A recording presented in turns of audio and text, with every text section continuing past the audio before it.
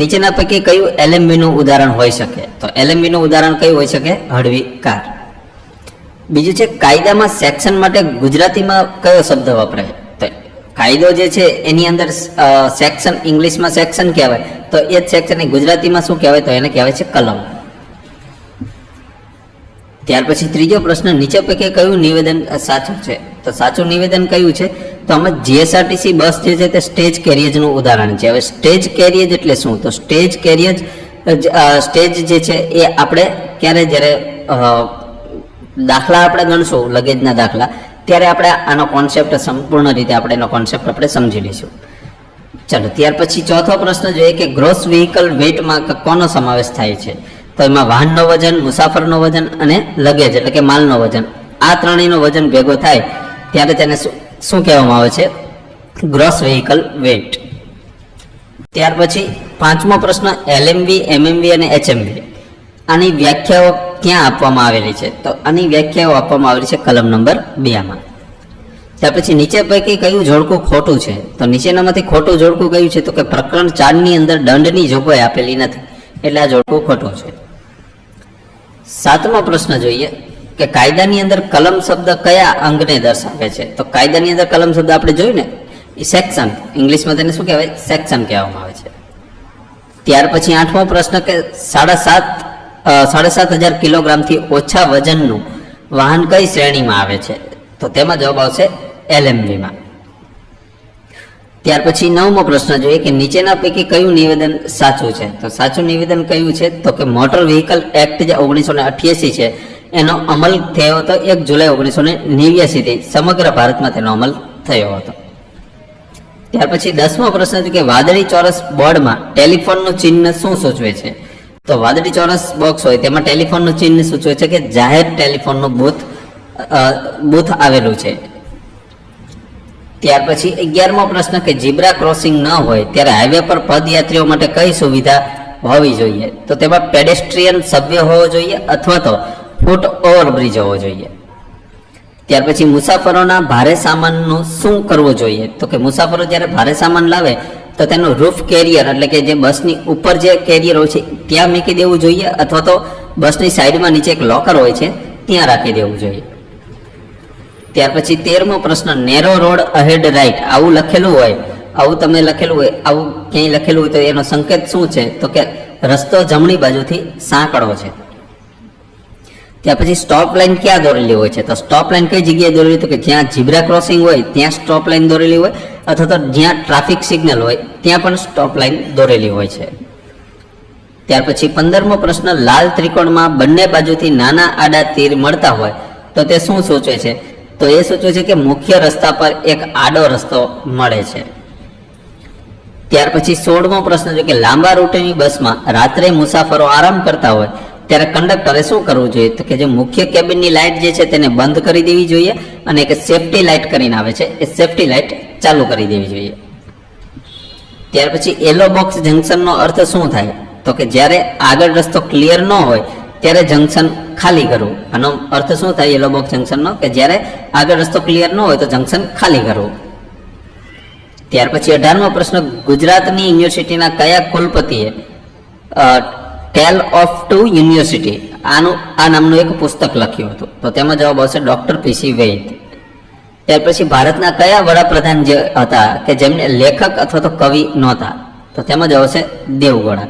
આ પંડિત જવાહરલાલ નહેરુ લેખક હતા, અટલ બિહારી વાજપેયી પણ લેખક હતા અને VP સિંહ પણ લેખક હતા. દેવગૌડા લેખક હતા નહીં.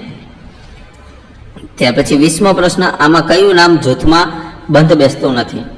તો જ્યાં નિર્મા જે છે તે જૂથમાં બંધ બેસતું નથી. ત્યાર પછી આમાં ઇન્ફોર્મેશન ટેકનોલોજી સાથે કોણ સંકળાયેલું નથી? તો ઇફકો જે છે તે IT સાથે સંકળાયેલું નથી, એ ખાતર સાથે સંકળાયેલું છે. શેનું? રાસાયણિક ખાતર હોય છે તેની સાથે સંકળાયેલી કંપની છે. ત્યાં પછી ભારત પાકિસ્તાન વચ્ચેનો છેલ્લામાં છેલ્લો સીમા સંઘર્ષ એટલે કે યુદ્ધ છેલ્લે ક્યારે યુદ્ધ થયું હતું? તો કારગિલ 1999માં છેલ્લું યુદ્ધ ભારત અને પાકિસ્તાનનું હતું. ત્યાર પછી આમાં ગરીબ કોને કહેવાય? તો ગરીબ માટે ગરીબ કોને કહેવાય? કે દિન હોય છે તો દિનને ગરીબ કહેવાય, પણ દિન આ દિન કે આ દિન એ બે ઓપ્શન આપેલા છે તો આ દિન સાચું આવશે. આ દિનનો મતલબ થશે ગરીબ. ત્યાર પછી તૃણમૂલ કોંગ્રેસ જે છે તે કયા રાજ્યનો સ્થાનિક પક્ષ છે? તો પશ્ચિમ બંગાળનો, મમતા બેનર્જી. વડાપ્રધાન તરીકે આઈ કે ગુજરાલ કોના અનુગામી હતા? તો વડાપ્રધાન તરીકે આઈ કે ગુજરાલ છે તે કોના અનુગામી હતા? તો તેની અંદર જવાબ આવશે દેવગૌડાના. ત્યાર પછી કયો વેરો એવો છે કે જેને મૃત્યુવેરા તરીકે પણ ઓળખવામાં આવે છે? તો તેમાં જવાબ છે એસ્ટેટ ડ્યુટી. ત્યાર પછી આમાં તબલાના ખેરખા કોણ હતા? તો તબલા વાદક હતા અલ્લાર ખાન. ત્યાર પછી ભારતના પ્રથમ મહિલા રાષ્ટ્રપતિ નીચેનામાંથી કોણ હતા? તો તેમાં જવાબ છે આમાંથી એકય નહીં. એટલે ઇન્દિરા ગાંધી પણ નહોતા, નઝમા હેપતુલ્લા પણ નહોતા, સુચિતા કૃપલાની પણ નહોતા. તો હતા કોણ? તો તેમાં જવાબ આવશે પ્રતિભા પાટીલ. કોણ હતા? પ્રતિભા પાટીલ. આ ભારત દેશના સૌપ્રથમ મહિલા રાષ્ટ્રપતિ હતા. ત્યાર પછી આમાં વર્ગભેદ કોણ કરે છે? તો આમાં જો તમે આ ગ્રામ જે છે, કિલોગ્રામ છે, આ મિલીગ્રામ છે, આ ત્રણેય શું છે કે તોલ માપના એકમો છે. શું છે? તોલ માપના એકમો. ટેલિગ્રામ છે તે મોબાઈલ એપ્લિકેશન છે, બરોબર. તો આ અલગ પડે છે. જવાબ આવશે ઓપ્શન ડી. ત્યાર પછી આમાં કોણ બહુમતી જૂથથી બહારનું છે? તો તેમાં જો બલ્બ જે છે તે બહુમતી જૂથથી બહારનું છે. કેમ? તો કે મીણબત્તી, કોડિયો અને ફાનસ આ ત્રણેય જ પ્રકાશ તો આપે છે, પણ આમાં વીજળીની જરૂર પડતી નથી, જ્યારે બલ્બમાં વીજળીની જરૂર પડે છે, બરોબર. એટલે આ અલગ છે. ત્યાર પછી કોણ જુદું તરી આવે છે? તો આમાં તમે જો હાર્મોનિયમ જે છે તે જુદું તરી આવે છે, કારણ કે ઢોલક, તબલા અને નગારો આ ત્રણેયને દાંડી વડે ઉપર ઠોકીને વગાડી શકાય છે. હાર્મોનિયમ દાંડી વડે ઉપર વગાડી શકાતું નથી. ત્યાર પછી તે સૂર્યનો પુત્ર છે એમ પુરાણો કહે છે. તો નીચેનામાંથી સૂર્યનો પુત્ર કોણ છે? તો શનિ. ત્યાર પછી જીપીએસસી એટલે પ્રચલિત સમાજમાં, એટલે કે જીપીએસસી એટલે શું? તો જીપીએસસી નું ફૂલ ફોર્મ શું છે એમ પૂછે છે. તો જીપીએસસી નું ફૂલ ફોર્મ હશે ગુજરાત પબ્લિક સર્વિસ કમિશન. ત્યાર પછી 34મો પ્રશ્ન કે મુંબઈ કરતા લંડનનો સમય 5 કલાક પાછળ છે. લંડનથી રાત્રે 12 વાગે ઉપડેલું વિમાન 10 કલાકની મુસાફરી બાદ મુંબઈ પહોંચે છે. તો ત્યારે મુંબઈનો સ્થાનિક સમય શું હશે? તો ત્યારે મુંબઈનો સ્થાનિક સમય હશે બપોરના 3. ત્યાર પછી 63 મિલીમીટર વરસાદ પડ્યો હોય તો તે ઇંચમાં કેટલો કહેવાય? તો ઇંચમાં તેને કહેવાય છે 2.5 ઇંચ. ત્યાર પછી 36મો પ્રશ્ન કે POW એટલે શું? તો POW એટલે પ્રિઝનર ઓફ વોર. ત્યાર પછી અમેરિકાનો વિઝા લેવો હોય તો કઈ ઓફિસમાં મળી શકે? તો અમેરિકામાં વિઝા લેવો હોય તો ઇન્ડિયાની અંદર અમેરિકન કોન્સ્યુલેટની એક ઓફિસ હોય છે, ત્યાં તમારે જવું પડે. ત્યાર પછી 38મો પ્રશ્ન સમગ્ર વિશ્વમાં વિશ્વ હાસ્ય દિવસ તરીકે ક્યારે ઉજવવામાં આવે છે? તો 10 જાન્યુઆરી. ત્યાર પછી 39મો પ્રશ્ન સૌપ્રથમ માઇક્રો પ્રોસેસર કઈ કંપની અને ક્યારે બનાવ્યું? તો કંપની હતી ઇન્ટેલને 1971માં બનાવ્યું હતું. ત્યાર પછી સુપર કોમ્પ્યુટર પરમ બનાવવામાં સૌથી મોટો ફાળો કોનો છે? તો વિજય ભાટકરનો. ત્યાર પછી બાઇનરી પદ્ધતિના શોધક તરીકે કોને માનવામાં આવે છે? તો તેમાં જવું છે ગ્રોટફ્રાઇડ વિલ્હેમ લીબનીઝને. ત્યાર પછી વિશ્વનું પ્રથમ સુપર કોમ્પ્યુટર કયું હતું? તો વિશ્વનું સૌપ્રથમ સુપર કોમ્પ્યુટર હતું ક્રે 1. ત્યાર પછી એનાલોગ અને ડિજિટલ બંને પ્રકારના મિશ્ર કોમ્પ્યુટરને શું કહેવામાં આવે છે? તો તેને કહેવામાં આવે છે હાઇબ્રિડ કોમ્પ્યુટર.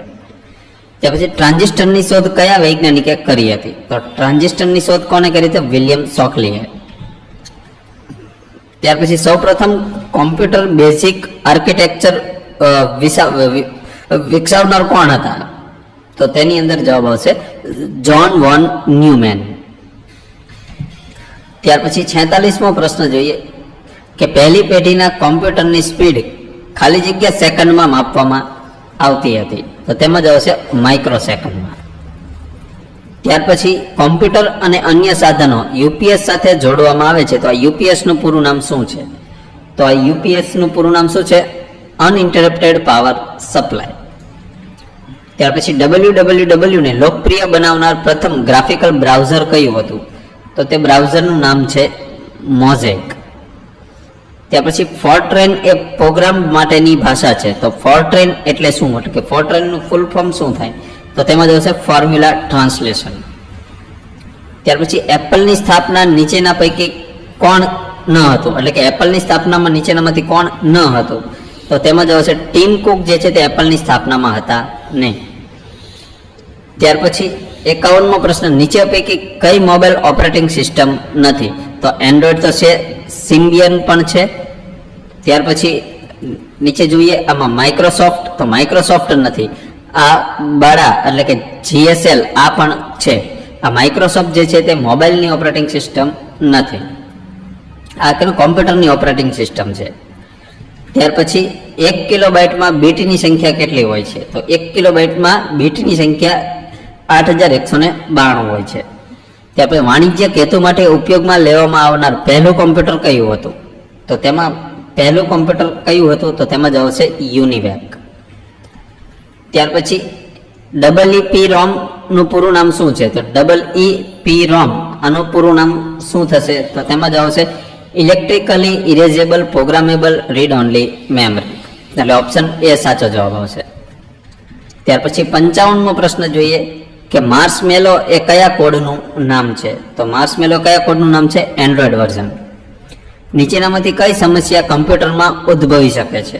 તો કમ્પ્યુટરમાં નીચેનામાંથી કઈ સમસ્યા ઉદ્ભવી શકે? તો કમ્પ્યુટર ક્રાઇમ થઈ શકે છે.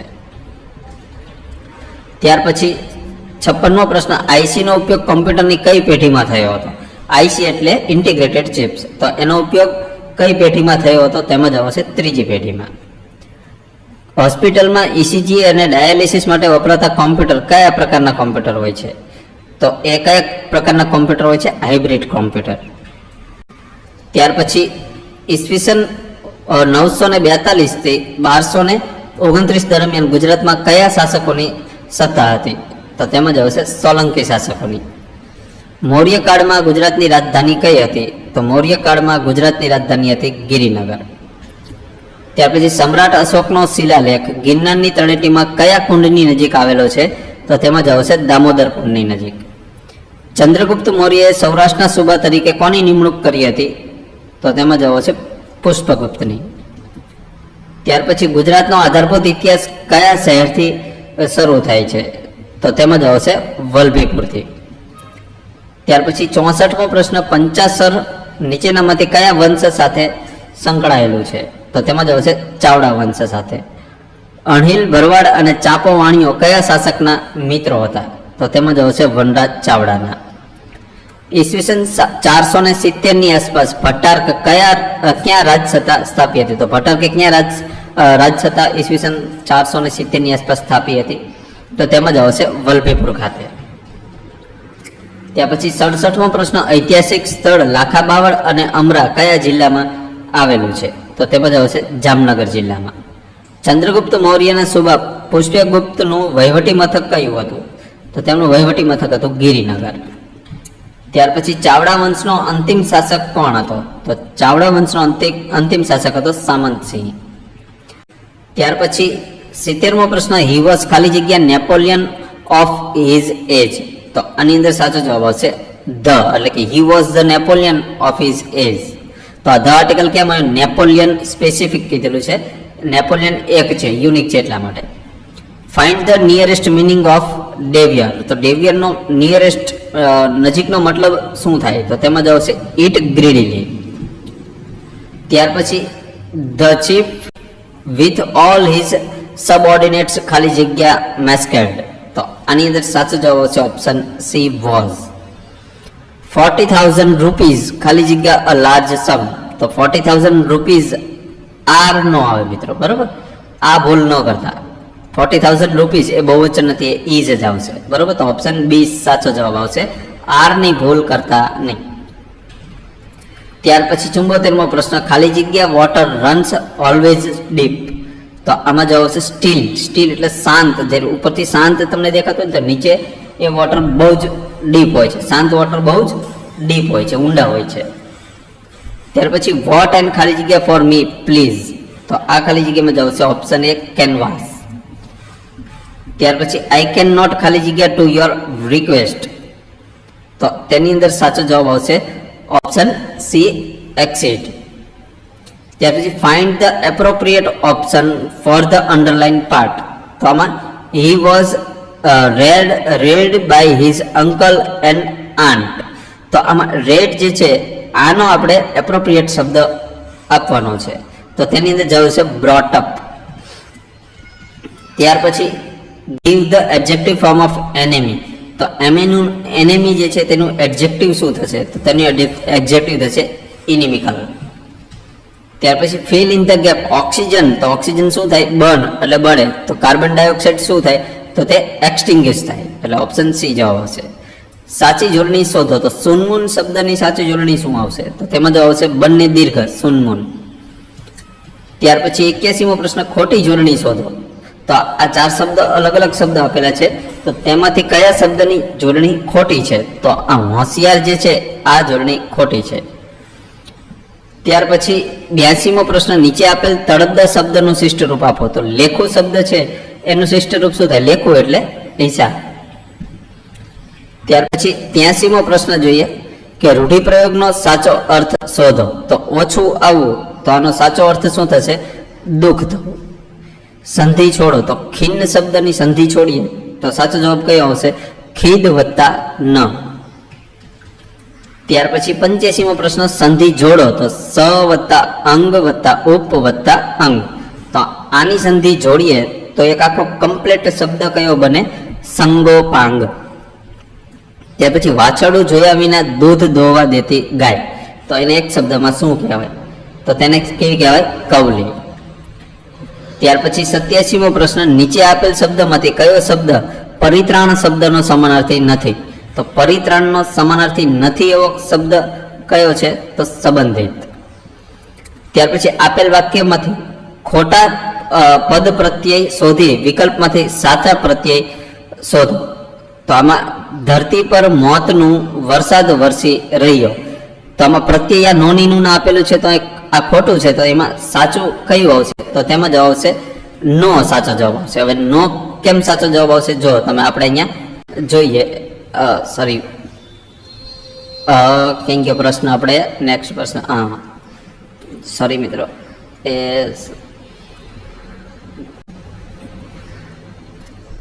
પ્રશ્ન આપણે એનો નેક્સ્ટમાં હશે. અહીંયા ઓકે, અહીંયા આવશે. જો આપણે અહીંયા પ્રશ્ન આવી ગયો. ચલો, તો અહીંયા શું છે? ધરતી પર મોત નું નહીં આવે, નું નહીં આવે. શું આવશે? આપણે નો. ધરતી પર મોત નો વરસાદ. રેડી?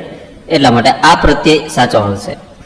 ત્યાર પછી નીચે આપેલ શબ્દનો સમાસ ઓળખાવો. તો નરસિંહ શબ્દ જે છે એમાં કયો સમાસ આવશે?